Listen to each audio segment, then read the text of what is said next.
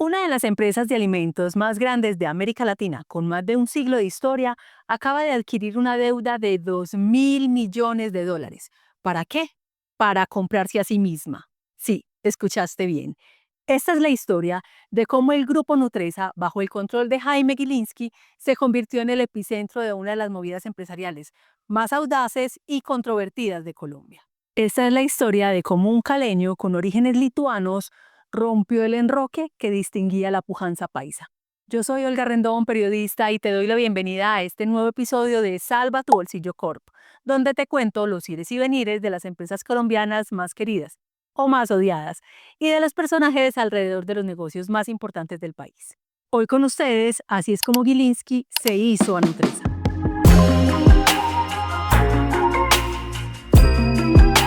Para entender esta jugada maestra, los invito a un viaje al pasado que arranca en Medellín en 1978, año en el que se fundó el Sindicato Antioqueño, que no sé cuándo exactamente la prensa empezó a llamar Grupo Empresarial Antioqueño, GEA.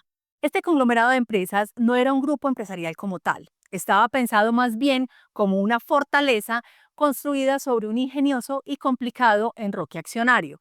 En el GEA, Grupo Sura, Grupo Nutresa y Grupo Argos se poseían mutuamente, creando una barrera defensiva que los protegió ante cualquier intento de adquisición hostil durante casi 5 décadas. Juntas, estas gigantes representaban el 8% del PIB de Colombia. Pero en el tablero de ajedrez empresarial siempre hay un jugador dispuesto a desafiar las reglas. Aquí entra la familia Gilinski, cuya historia comienza en 1926, cuando los primeros Gilinski llegan a Colombia huyendo de Lituania. Seguramente como buenos judíos, los Gilinski dirían que la historia arrancó muchas décadas atrás con muchos otros de sus ancestros. Pero como el tiempo en televisión es corto, hay que arrancar en un punto, entonces escojo hacerlo desde 1934, cuando nació Isaac Gilinski en Barranquilla. Y es que este señor es un punto de inflexión en la historia familiar, pues pasó de una curtiembre en la costa a concretar un conglomerado industrial y financiero. Para lograrlo, Isaac, luego de estudiar en Estados Unidos, empacó maletas con ánimos de conquistar Cali, una ciudad que prometía convertirse en el nuevo centro industrial del país. Se dice que ese fue un movimiento muy bien calculado del patriarca, pues supo anticipar las movidas del mercado que le permitieron ampliar sus inversiones en diversos sectores económicos. En Cali, la familia Gilinski fundó, a comienzos de los años 50, Rimax, la icónica marca de plásticos fabricante de las famosas sillas, en la que es posible que estés sentado escuchando esta historia. También fundaron Yupi, una de las empresas de snacks más grandes del país, dueña de marcas como Rizada, Tosti o Copelia, que muy rápidamente se extendió a 9 países. Pero el verdadero salto a la fama llegó en 1980, cuando don Isaac incursionó en el sector financiero al adquirir la Compañía Financiera Internacional, sentando las bases de lo que sería el Imperio Gilinski. Qué bien ha sabido conducir su hijo Jaime Gilinski Bacal.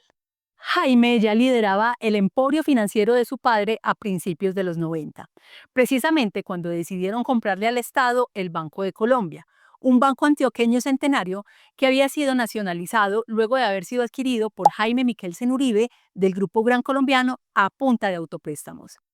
Los Gilinski compraron el Banco de Colombia por $365 millones, en lo que fue la mayor privatización de la historia de Colombia hasta ese momento.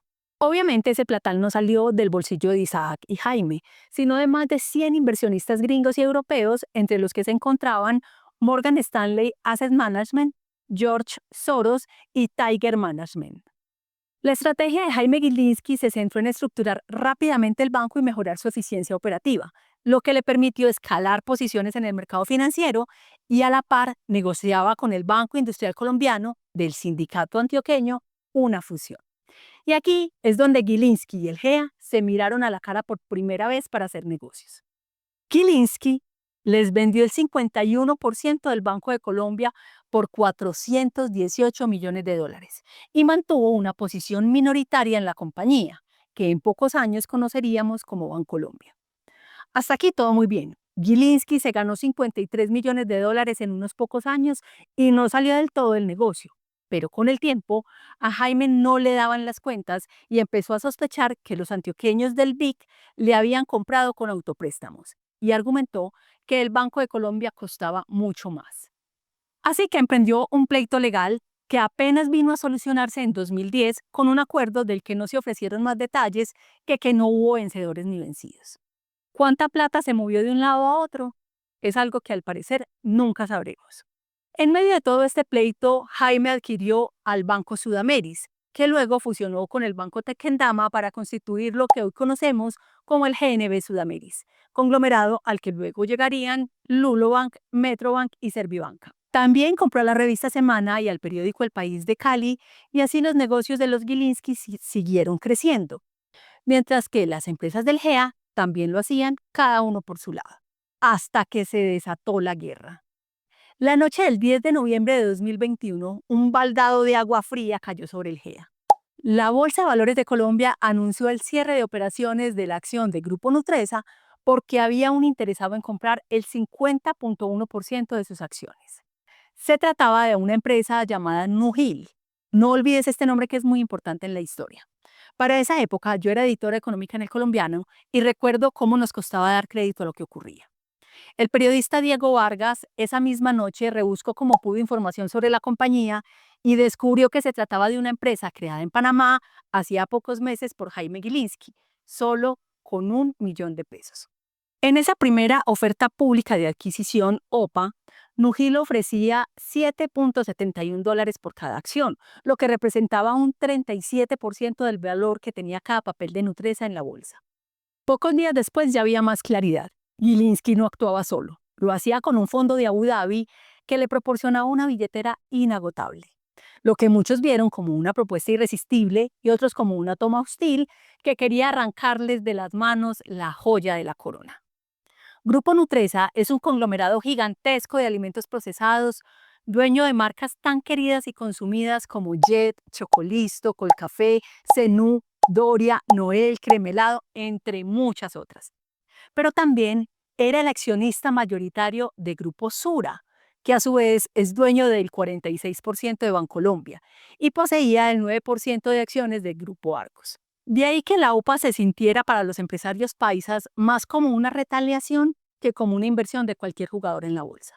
Fueron 18 meses de intensas negociaciones y 7 OPAs. El GEA se defendió con uñas y dientes, pero la persistencia de Gilinski, apoyado en el fondo de Abu Dhabi, fue implacable. Se metió a Nutresa y a Sura y se convirtió en una piedra en el zapato. Finalmente, en abril de 2024, todas las partes llegaron a un acuerdo en Madrid, España. Gilinski y sus socios obtuvieron el control de Nutresa, desmantelando el enroque que había durado medio siglo. Se calcula que toda esa operación tuvo un costo de $2.000.000.000, pero gran parte de ese capital era prestado de sus socios de Abu Dhabi. Así que llegó el momento de saldar la deuda. Nutresa, a través de su subsidiaria Nugil, obtuvo un préstamo puente de $2.000.000.000 de bancos internacionales de primer nivel. Ese es el préstamo más grande que ha pedido una empresa en la historia de Colombia. En esencia, Nutresa se endeudó para que Gilinski pudiera pagarla a los árabes y consolidar su control.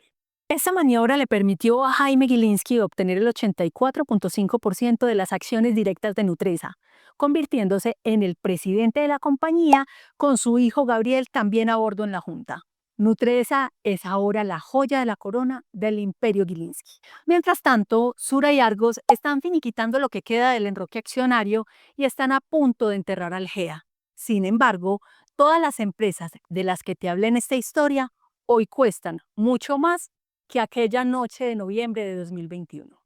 Gracias por llegar hasta aquí. La verdad me ha conmovido muchísimo la recepción que le han dado a Salva tu bolsillo corto.